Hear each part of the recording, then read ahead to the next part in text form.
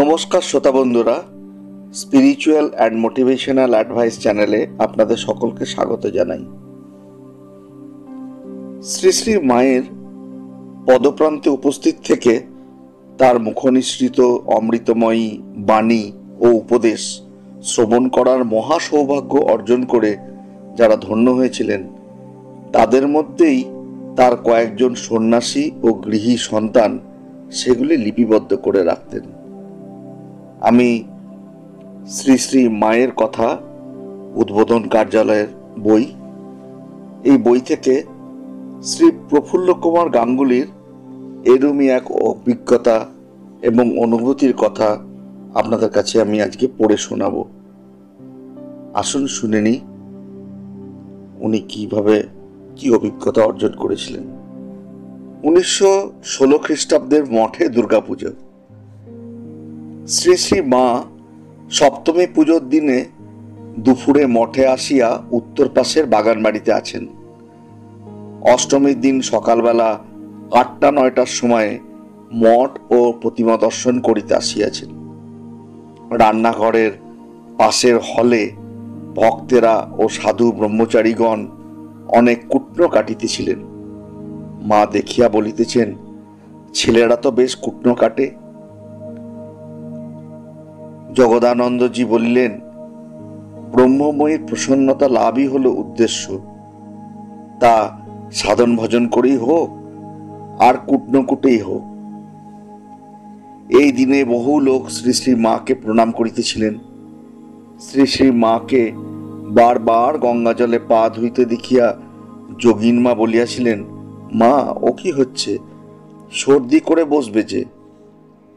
মা বললেন, যোগেন কি বলবো, এক একজন প্রণাম করে যেন গা ঠান্ডা হয়, আবার এক একজন প্রণাম করে যেন গায়ে আগুন ঢেলে দেয়।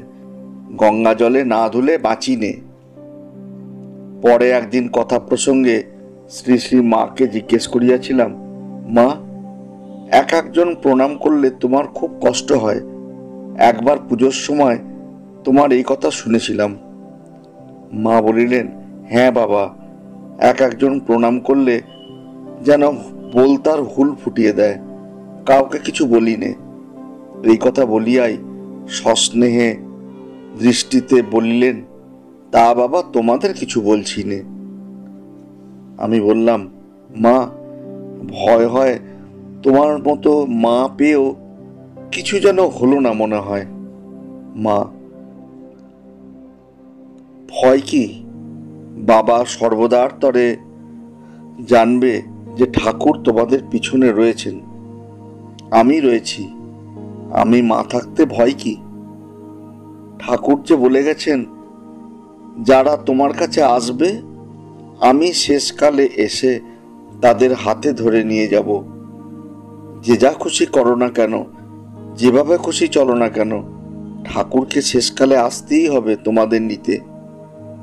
ঈশ্বর হাত পা অর্থাৎ ইন্দ্রিয়াদি দিয়েছেন, তারা তো ছুঁড়বেই, তারা তাদের খেলা খেলবেই।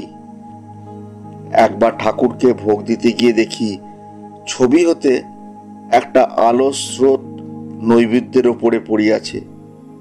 তাই মাকে জিজ্ঞেস করিয়াছিলাম, মা যা দেখি সে কি আমার মাথার ভুল না সত্যি?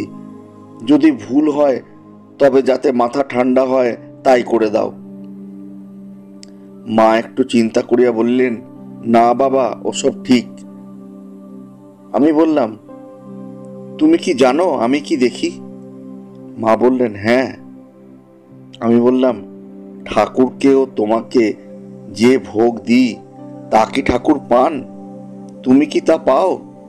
মা বললেন, হ্যাঁ। আমি বললাম, বুঝবো কি করে? মা বললেন, কেন, গীতায় পড়ো নাই, ফল পুষ্প জল ভগবানকে ভক্তি করে যা দেওয়া যায় তা তিনি পান?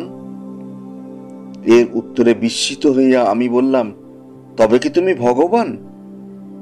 এই কথায় মা হাসিয়া উঠিলেন, আমরাও হাসিতে লাগলাম। নমস্কার শ্রোতা বন্ধুরা, আজকের মতো এইটুকুই।